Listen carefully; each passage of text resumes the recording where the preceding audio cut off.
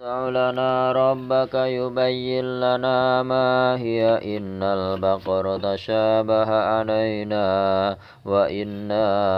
إن شاء الله لمهتدون قال إنه يقول إنها بقرة لا ذلول تثير الأرض ولا تسقي الحرث مسلمة لا شية فيها قالوا الآن جئت بالحق فذبحوها وما كادوا يفعلون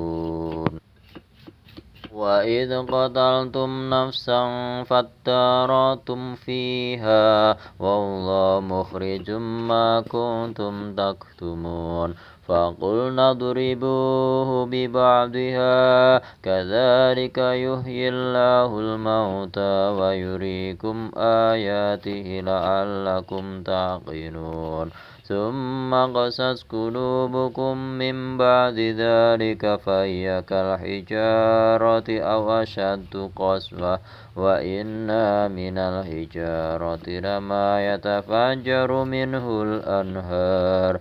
وإن منها لما يشقق فيخرج منه الماء وإن منها لما يهبط من خشية الله وما الله بغافل عما تعملون